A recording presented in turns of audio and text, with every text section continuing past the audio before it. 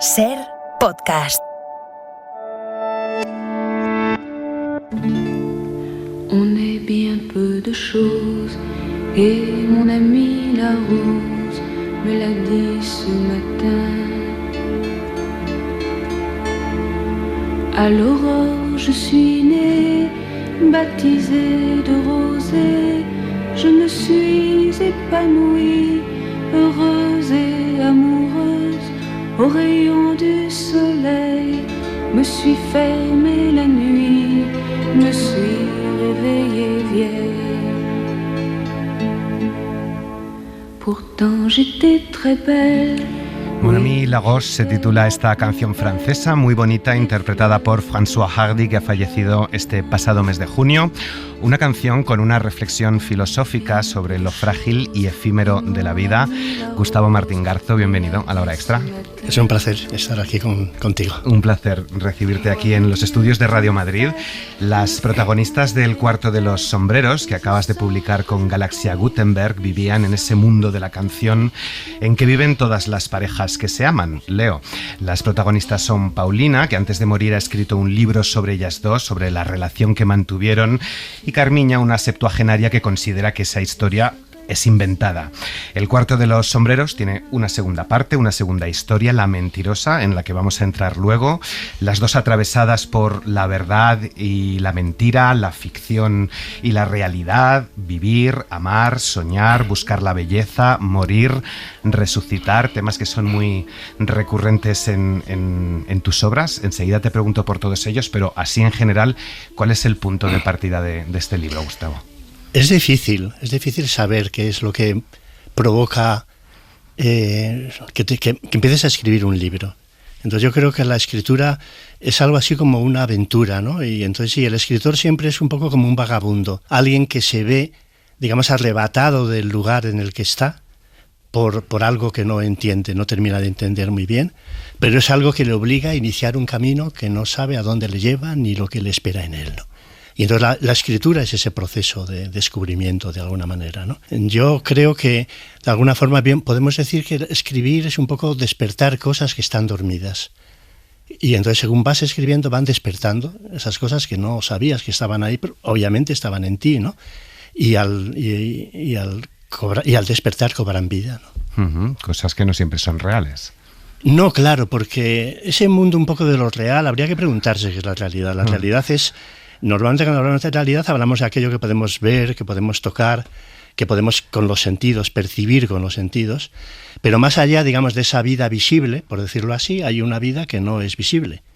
Y es la vida probablemente la más importante, es donde están nuestros sueños, nuestros deseos, nuestros anhelos, nuestros pensamientos.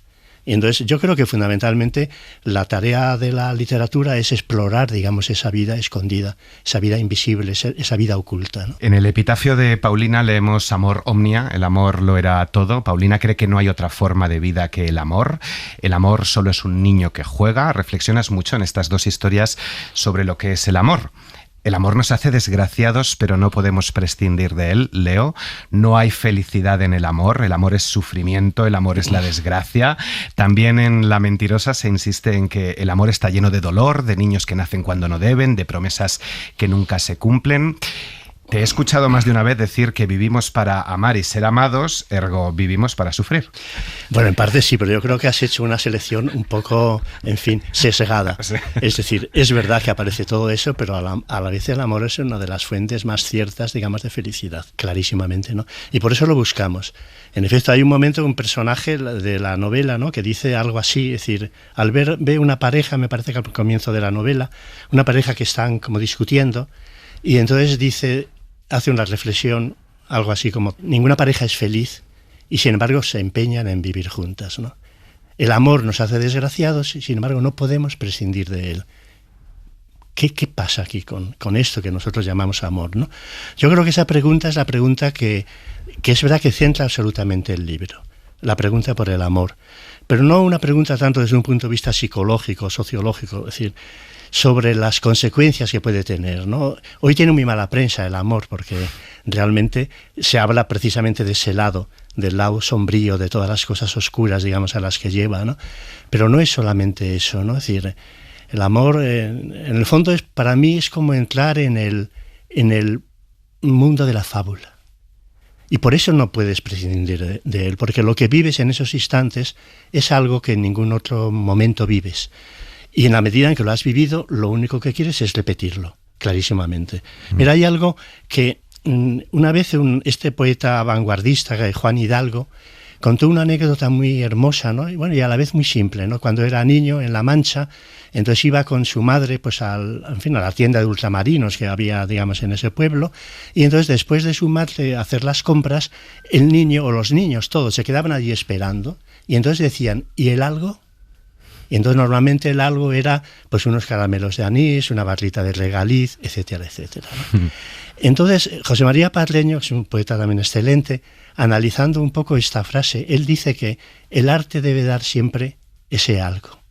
Es decir, consiste en un exceso de sentido, en un regalo a la imaginación. Y por eso es siempre lo otro, aquello que añadimos a lo que ya es bastante, aquello que no necesitamos, pero que, sin embargo, al llegar a nosotros, da a nuestra vida una apertura y una dimensión absolutamente distinta. Eso que se dice del mundo del arte, bien se puede decir del mundo del amor, ¿no? También hay una frase que me gusta mucho de Pessoa que dice la literatura y el arte en su conjunto es la demostración de que la vida no basta. Entonces, ¿qué pasa en nosotros para que eso que llamamos la vida, nuestra vida ordinaria, cotidiana, racional, nuestras obligaciones, nuestras tareas, etcétera, etcétera, sin embargo, en un momento determinado, sin saber muy bien por qué, incluso cuando nos va muy bien, nos obliguen a hacer esa pregunta de ese niño. ¿Y el algo? ¿Dónde está ese algo? ¿Quién nos lo da? Entonces, esa es la pregunta del amor, ¿no? Fíjate, una pareja, por ejemplo, vamos a situar el amor de la pareja. Se encuentran, se aman, tienen el sexo, que es maravilloso, gozosísimo, es decir, es lo que necesitan, se satisfacen, pero sin embargo, en algún momento, uno de los dos, o tal vez los dos, lo deseable sería que fueran los dos, se miran el uno al otro y dicen, bueno, ¿y esto es todo? ¿Y ese algo qué es? Ese algo es el amor, es la pregunta por el amor. Y esa pregunta por el amor te lleva, como te decía antes, un poco al mundo de la fábula. El mundo de la fábula es el mundo de la posibilidad, el mundo donde todo es posible. De alguna forma te devuelve a la infancia, porque es un mundo que está presidido por la magia. Walter Benjamin decía, y perdón con tantas citas, Walter Benjamin decía que el primer descubrimiento y más doloroso descubrimiento que hace el niño no es que cuando comprueba que el adulto es más poderoso que él, sino cuando comprueba que él no puede hacer magia. Y entonces cuando comprueba esto, el movimiento, digamos, natural del crecimiento normal es nos volvemos hacia nuestro interior en busca de lo portentoso. Ese mundo de lo portentoso, ese mundo de lo maravilloso, de lo prodigioso, es el mundo, para mí es el mundo del amor. Tú nunca has abandonado a ese niño, ¿no? La infancia es también uno de los temas que más has abordado en tus obras. Claro, lo ideal sería no abandonarlo, pero es muy difícil. Ese niño de alguna manera se pierde, ¿no? Ya. Es decir, los niños se van para siempre y no vuelven. Todos los que hemos tenido niños lo sabemos, ¿no? Pero mantener la curiosidad quizás. Claro, niño, claro. ¿no? Porque en el niño el niño en el fondo es un enamorado, es un niño. Y de hecho, solamente los que sean capaces de comportarse como un niño saben lo que es el amor, ¿no? El amor y el mundo adulto no compaginan bien. Hay siempre un conflicto, ¿no? Porque el amor pide otra cosa. Porque el amor pide, pide cosas que el mundo adulto no le da, ¿no? Que el mundo racional no le da, ¿no? Ese mundo de la fábula, en el fondo, es el mundo que amplía nuestra vida. Porque de alguna forma, si lo piensas bien, nuestra razón es una casa demasiado pequeña para que quepa en ella toda nuestra vida. Entonces hay un mundo que es el mundo de las afueras. Esto lo habló Freud, de las afueras, que es el mundo de lo otro, el mundo de la muerte, el mundo del inconsciente, el mundo de la locura, el mundo de la poesía también, y el mundo de los otros, de los excluidos, del niño, de la mujer, del maltratado, del que viene de otros mundos, y del emigrante, etcétera, etcétera, ¿no? Entonces, ese mundo es ese mundo de las afueras, que necesita un poco la fábula para poder expresarse. Entonces, esa es un poco la para mí es lo que siempre espero de la literatura, que me lleve a lugares de encantamiento, lugares de hechizo, sin ocultarte, obviamente, digamos, el lado doloroso que puede existir en eso, ¿no? Porque el problema es que, ¿qué haces cuando has encontrado? Cuando encuentras un tesoro, ¿qué haces con él? Un tesoro es a la vez un don y una maldición. Y entonces, de alguna manera, yo creo que el amor tiene también esa doble dimensión, ¿no? Hay también un momento del libro que este personaje, no tanto de las dos, hay una que es más dependiente, que en el fondo es una pobrecilla más ingenua, que no termina de entender a la otra, ni lo que quiere, ni lo que quiere de ella, ¿no? Ni nada, ¿no? Y hay un momento en que citando una frase que la otra cita, que la otra es escritora, ¿no? Y tiene un control mayor sobre la vida y sobre las cosas, dice que Paulina era siempre así, siempre decía algo que por una parte te gustaba oír y que por otra parte te hería.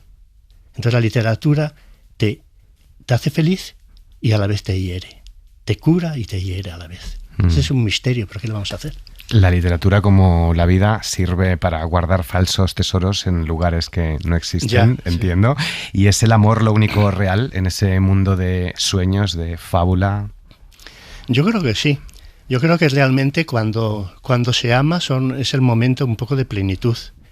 Es el momento en que realmente sentimos que podemos aparecer ante los demás, como realmente somos. Es el momento de Cenicienta en el baile. Cuando Cenicienta puede por fin acudir, separarse de esa condición humillante en la que la han sumido sus hermanastras, ¿no? Y recibe ese vestido, que el vestido lo recibe de su madre, no de un árbol, ¿no? En el cuento de los hermanos Grimm, no en el cuento de Perrault, ¿no? Entonces, cuando Cenicienta se presenta en el baile con ese vestido, es decir, es cuando realmente puede aparecer ante los ojos de los demás como realmente es, ¿no? Entonces, ese instante de transfiguración, por decirlo así, es el instante que se produce, es el instante amoroso por excelencia.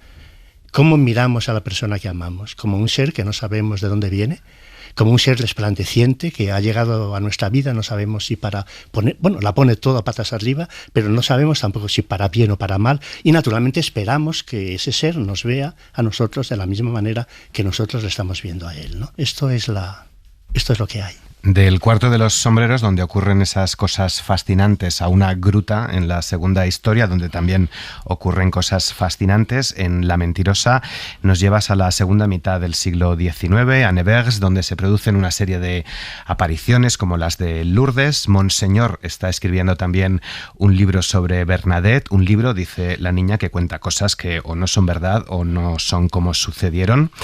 Aunque las cosas que se cuentan en los libros no siempre sean reales, eso no quiere decir que no las necesitemos, Leo. ¿Es lo inverosímil lo que da valor a las cosas en general y en la escritura en particular? Bueno, en parte sí, porque al fin y al cabo lo inverosímil es un poco lo que introduce ese factor un poco de extrañamiento y de fascinación respecto un poco a lo ordinario o lo cotidiano, ¿no? Por ejemplo, la visión de Bernadette. Bueno, Bernadette, ¿por qué he escrito esta novela? Si es que yo no lo sé. Yo cuando la terminé digo, ¿pero por qué estoy escribiendo este libro, no? Esta personaje, ¿qué hay en ella, no? Claro, me fascinan esos seres, los seres visionarios, ¿no? Yo, Flannery O'Connor, que es una escritora, me parece una de las más grandes que ha habido nunca, ¿no? Decía que la literatura actual, ella echa de menos la dimensión visionaria. Le falta visión. Hay otro montón de cosas, pero le falta visión. Y entonces, claro, y Bernadette es una niña que tiene una visión. Tiene una visión que tiene una lógica, puesto que ella vive en una familia terrible, una familia donde no hay dinero, donde los niños son muy pobres, ¿no? Es analfabeta, no tiene un lugar en el mundo, ¿no? Y a la vez pertenece un poco a ese mundo provenzal, ¿no? Que es el mundo del amor cortés, el mundo de los caballeros, de las damas adoradas, ¿no? El mundo de las señoras que reinaban sobre los demás, ¿no? Y la Virgen es una señora, ¿no? Es una dama a la que adorar, ¿no? Y entonces ella en un momento determinado vive con estas fantasías y entonces llevada por esas fantasías frente a una realidad que no le da absolutamente nada, en un momento determinado tiene una visión que tampoco sabe hablar de ella. Porque además esto es literal. Entonces ella emplea para referirse a esa visión la palabra del occitano que es aquero, que significa literalmente aquello. Ella no dice nunca por lo menos al principio, hasta que no ponen en ella las palabras que quieren oír, que a quien ha visto es a la Virgen, aquello. Es decir, una luz que aparece y que de alguna forma hace presente esa dimensión, digamos, mágica de la existencia, en el buen sentido de la palabra mágica, ¿no? Fíjate, eso me recordó también a Ana María Matute una vez que contaba ella, un momento de revelación, que la habían castigado, y la habían castigado a meterse en un armario, a oscuras, ¿no? La castigaron, venga, la cerraron en el armario. Y entonces para ella, sin embargo, aquel era un momento glorioso, porque se podía liberar de los adultos, y allí se metía y tenía sus fantasías. Y entonces tenía un terrón de azúcar, y entonces lo parte, y al partir vio surgir una llama azul. Esto lo cuenta ella, como una niña que ve surgir una llama azul, que es un poco la pervivencia de ese mundo, que es el mundo del asombro, que es el mundo un poco de donde todo puede suceder, donde nada está dicho de una vez por todas, ¿no? Y entonces lo que ve Bernadette es una llama que es un poco un lugar de iluminación, ¿no? En esa gruta oscura y perdida, ¿no? Que también de alguna forma a mí, yo como soy muy cinéfilo, me recuerda al cine, porque el cine es así. El cine era cuando ibas a una sala oscura. Es como la cueva de Bernadette. Tú entras allí, se apagan las luces y de pronto hay una luz que incide sobre la pantalla y aquello se llena absolutamente de imágenes, ¿no? Y tú fíjate hasta qué punto la visión tiene que ver con el cine, como una figura como Juana de Arco, que en cierta forma se parece mucho a Bernadette, porque es una niña también que tiene una visión, y es probablemente el personaje sobre el que más películas se han hecho. Ha hecho una película Dreyer, hizo una película Bresson, además todas buenísimas, hizo una película Rossellini, Otto Preminger, Bruno Dumont hace poco, ¿no? Es decir, es un ser que ha suscitado la fascinación de todos los cineastas que ha habido, ¿no? A lo largo del tiempo, ¿no? Y claro, porque no deja de ser prodigioso, una niña, porque en el fondo Juana de Arco, Juana era casi una niña también, una adolescente, 12, 13 años, que es capaz de convencer a 200 soldados que la sigan. ¿Qué poder había en esta criatura para conseguir esto? Igual que el poder de esta niña. ¿Qué poder hay? Porque sin decirlo, porque empiezan a poner en su boca cosas, luego hay toda la manipulación esa de la religión, como en ese momento desean lanzar un poco el mito de la Inmaculada Concepción, ¿no? Y entonces les interesa que se hable un poco de la Virgen, de una aparición, y cómo que eso es terrible. La vida de Bernadette es terrible, porque enseguida se la quitan de en medio. Y la mandan lejos, a Nevers, que está a 1000 y pico kilómetros de Lourdes, ¿no? Donde la encierran en un convento, prácticamente sin haberla pedido que si quería hacerse monja, pues pobrecilla, que va a querer ella, ¿no? De todo eso, ¿no? Donde además enseguida enferma y la abadesa la maltrata porque no cree en ella y además no cree ni siquiera en su enfermedad cuando se queja. Y sin embargo, no pierde esa capacidad un poco no pierde la risa, ¿no? Ante el mundo, ¿no? Y claro, porque todos estos seres que tienen esta capacidad, ¿no? Son difíciles de apartar de nuestra vida, porque lo que te están ofreciendo es el mundo de la imaginación, claramente, ¿no? Juana de Arco y Bernadette lo que te ofrecen es eso, ¿no? Entonces es un poco como si te estuviera diciendo, es que, sin decirlo ella, obviamente, ¿no? Vosotros no veis nada, no sabéis nada del mundo.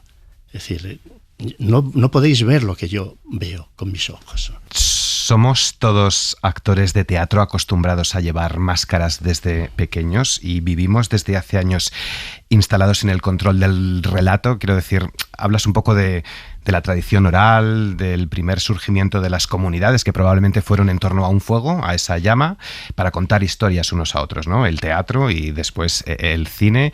Y parece que hoy también vivimos instalados en quién controla el relato, ¿no? Qué se cuenta, quién lo cuenta, cómo lo cuenta, qué es verdad, qué es mentira. No sé si estamos volviendo a una gruta, pero en el mal sentido de la palabra, a una oscuridad, donde no podemos creernos nada. Sí, claro, es que curiosamente la gruta de Bernadette es lo contrario a la caverna de Platón, ¿no? Claro. Donde solamente vivíamos la realidad como una sombra. Se supone que allí aparece lo real verdad. No sé si utilizar la palabra verdadero, ¿no? Pero claro, y es verdad que todos llevamos máscaras constantemente, ¿no? Y que todos nos inventamos una vida, ¿no? Y todos, en cierta forma, vivimos dando un poco la espalda a aquello que de verdad somos, aquello que de más valioso hay en nosotros, ¿no? Yo creo que por eso es tan importante el mundo del arte, ¿no? Porque en el fondo el mundo del arte, decía Auden que el amor y la verdad deberían ir siempre de la mano, pero que cuando esto no es posible, es el amor el que debe prevalecer. Entonces el mundo del arte es el mundo de las bellas mentiras. ¿Pero por qué las necesitamos? O sea, ¿por qué, al lado de la vida cotidiana que nosotros tenemos, en un momento determinado podemos entrar a ver un ballet donde vamos a ver unos cuerpos que no se mueven como nos movemos nosotros, haciendo locuras, o entramos a ver una película o cogemos un libro para leerlo, ¿no? ¿Por qué hay esa necesidad? ¿Por qué hay, no?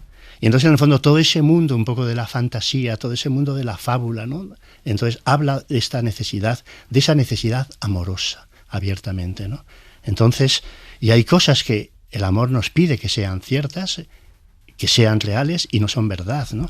Por ejemplo, cuando piensas... Bueno, por ejemplo, en estas novelas, cuando yo las he terminado de escribir, me di cuenta de una cosa. Sin haberlo pretendido, aparece mucho todo el mundo católico.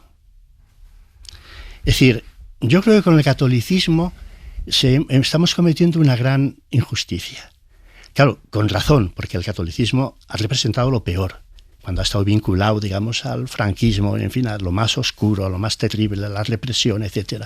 Pero el catolicismo también es otra cosa. El catolicismo que hemos vivido de niños, el catolicismo, nuestra madre, por ejemplo, nuestros padres, ¿no? Yo, sobre todo mi madre, que era una mujer, no era nada beata, pero era como muy creyente. Y entonces, bueno, y ella te llevaba de la mano a esos espacios absolutamente prodigiosos, que es, por ejemplo, una iglesia, un templo católico. Los templos católicos, la música que ahí se ha compuesto, las figuras increíbles, los cuadros increíbles que se han pintado sobre ese mundo. Es un mundo de transfiguración, es un mundo de redención. Y es un mundo lleno de bellas mentiras, ¿no? Una de las bellas mentiras de las que se habla, bueno, se cita también hay un poco en el libro, es la teoría, la idea de la resurrección de los muertos, ¿no? Poder resucitar no solamente que haya una vida posterior, sino recuperar el cuerpo que tuvimos en el momento de mayor esplendor, de mayor belleza. El cuerpo del amor, en definitiva, poder resucitar así, recuperando, digamos, ese cuerpo, que es una cosa de que de alguna forma se habla en ese libro, ¿no? Y claro, y sin embargo, nuestra literatura, por lo menos la española, y bueno, yo creo que en Latinoamérica esto todavía tiene menos peso, porque el catolicismo ha tenido menos peso, ¿no? O de otra manera, ¿no? Al contrario, fíjate que en el mundo judío, donde incluso los escritores judíos heterodoxos, los que no creen, digamos, ni en Dios ni nada, sin embargo, la presencia de la cultura judía es absolutamente esencial en sus obras. Y además las enriquece de una manera increíble. Entonces, si apartamos de nuestro lado todo esto, ¿qué hacemos con con todo lo que vivimos, por ejemplo, al lado de nuestra madre, cuando nos llevaba y nos hablaba de esas historias? El Belén, la Navidad, es decir, todo ese mundo fabuloso, en el fondo, es un mundo de cuento, ¿no? Pero no solamente eso, ¿qué hacemos con aquellos discursos, sermones que escribió San Bernardo sobre la Virgen, que de alguna forma hay un autor, Denis de Rosemont, que dice que en esos sermones está la invención del amor en Occidente, ¿no? ¿Qué hacemos con la obra de Santa Teresa, ¿no? Que Cioran llamó la esposa de la canción, ¿no? ¿Qué hacemos con ese pájaro solitario del que hablaba San Juan, el poeta de las andanzas del alma, ¿no? ¿Qué hacemos con esos templos extraordinarios que hay, ¿no? ¿Qué hacemos? Eso hay que barrerlo absolutamente del mapa. ¿Qué hacemos con nuestros recuerdos de niños, ¿no? Cuando vivíamos todo eso? Porque esos recuerdos no solamente eran recuerdos de una desgracia de haber nacido en un lugar equivocado, sino era un lugar donde también estaba presente lo maravilloso. Tú te asomas a una obra como la de Fray Angélico, ese cuadro de la Anunciación, y eso está hablando de la presencia, de la irrupción de lo maravilloso en el mundo. Es de lo que habla ese cuadro, no habla de otra cosa. Y esa búsqueda de la irrupción de lo maravilloso en el mundo es nuestra propia búsqueda. No hacemos otra cosa que pretender eso. El amor es eso. Es la presencia de lo maravilloso en el mundo, la llegada de lo maravilloso a nuestra propia vida, ¿no? Todos nuestros recuerdos son al final ficción o una invención? Quiero decir, ¿todo ejercicio de memoria al final es ficción? Yo creo que sí, que es ficción, ¿no? Y de hecho, tú fíjate, en la novela En el cuarto de los sombreros pasa esa. Es una anciana que de pronto descubre que esa mujer con la que tuvo una relación muy especial, muy rara, ¿no? Amorosa, podemos decir, pero muy especial. Entonces resulta escrito un libro hablando del tiempo en que ellas estuvieron juntas. Y entonces cuando lo lee, ve que todo lo que cuenta no fue exactamente así, pero a la vez le parece más real que lo que ellos vivieron. Eso es lo importante, ¿no? Una de las cosas maravillosas, digamos, del mundo del arte, ¿no? Que vuelve real todo lo que nombra, todo lo que dice, ¿no? Incluso más real que nuestra propia vida. Gustavo nació en Valladolid en 1948, tiene la edad, según dicen, en que uno debe prepararse para su encuentro con la muerte. Escribes, ¿puede uno prepararse para algo así? Gustavo, ¿sirve de algo? ¿Has pensado en tu epitafio? Ya, bueno, no sé, no. Yo no entiendo la muerte, la verdad, no puedo. En eso soy como muy canetiano, muy de Canetti, ¿no? No entiendo por qué tenemos que morir, ¿no? Y a la vez supongo que forma parte de la vida, ¿no? Pero yo me rebelo contra la idea de la muerte. Me rebelo contra la idea de la muerte de los seres queridos que digamos que he perdido. Entonces todavía me sigo preguntando, bueno, pero ¿dónde están? A veces casi me pongo a buscarlos, ¿no? Como si no terminara de entender por qué ya no están en el mundo si yo les busco. Si yo abro esa puerta o llego a esa casa donde me lo encontraba, ¿por qué ya no están allí, ¿no? Yo me rebelo contra la muerte, no puedo, allí no hay paz posible para mí, ¿no? No la entiendo, ¿no? Me parece que es una maldición, ¿no? ¿La mirada de los que se despiden de las cosas o de las personas es la misma de quienes las contemplan por primera vez? Puede que sí. Puede que sí que sea así. Mirar, claro, contemplar las cosas por primera vez y contemplarlas sabiendo que ya no las vas a volver a ver, ¿no? Yo creo que sí, que se debe parecer bastante, ¿no? Gustavo es Premio Nacional de Narrativa, de Literatura Infantil y Juvenil, Premio Miguel Delibes, Premio Nadal, entre otros. Un par de preguntas. ¿Como escritor sigues sin saber escribir, como un niño aprendiendo las letras? Sí, sigo sin saber escribir, sí. Bueno, a mí me cuesta muchísimo escribir, es decir, es terrible las batallas que tengo, ¿no? Lo que pasa es que a la vez tampoco puedo decir que sea algo doloroso, porque no sé, porque es contradictorio, es muy placentero a la vez, ¿no? Es muy placentero, porque te permite como descubrir cosas que no sospechabas que estaban en ti, ¿no? Y entonces ese proceso de dar palabras a los personajes que aparecen a través de una novela, ¿no? Es decir, te llevas muchísimas sorpresas, ¿no? Porque en el fondo incluso hay momentos que es verdad que toman un poco las riendas ellos y son los que empiezan a funcionar solos, ¿no? Y ese momento es un momento tan maravilloso como cuando un niño muy pequeño empieza a andar. De pronto se levanta y empieza a andar. Y te das cuenta de que ya tiene una vida que él tiene que vivir, que es su propia vida, ¿no? A partir de ese momento, ¿no? Entonces, sí que hay, por lo tanto, un gozo en la escritura, pero me cuesta mucho escribir, pero me lo paso muy bien. Tienes todo lo que deseas y todo lo que tienes es lo que deseas, por lo tanto, ¿eres feliz? Bueno, feliz. Eso es una palabra complicada, ¿no?, de contestarla. Nunca tienes todo lo que deseas, ¿no? Nunca tienes. Siempre tienes un poco como que volver a empezar, ¿no? Es decir, Camus tiene un texto muy bonito sobre el mito de Sísifo, ¿no? De este pobre hombre que tiene que cargar una piedra porque ha sido castigado, digamos, a eso, ¿no? Y la tiene que llevar allí hasta la cumbre de la montaña, y cuando por fin ha llegado, entonces se le cae y tiene que volver a empezar. Y entonces Camus dice una cosa preciosa, dice, hay que imaginarse a Sísifo feliz. Y entonces esa es su teoría. Es decir, el momento en que él coge la piedra, en que la va llevando, cuando está allí en la cumbre, y entonces contempla el mundo, ¿no?, desde esa perspectiva, ¿no? Cuando contempla su propio logro, aunque no le sirva para nada y esa piedra vaya a rodar de nuevo abajo y vaya a tener que bajar de nuevo para recogerla y volver a cargarla, ¿no?, en ese trabajo un poco interminable de la vida, ¿no? En el fondo le da la felicidad, y por eso él dice que hay que imaginarse a Sísifo feliz. Yo creo que la escritura es un poco eso, es el trabajo un poco de Sísifo, ¿no? Es decir, ahí andas tratando de alcanzar algo que siempre se te escapa, pero en el proceso de alcanzarlo, y sobre todo hay ciertos momentos en que allí aparece el mundo de una forma completamente nueva, ¿no? Una última pregunta. ¿Dedicas el libro a tu madre? ¿Cuánto te ha marcado o te ha inspirado tu madre para construir estos personajes femeninos que protagonizan casi todas tus obras?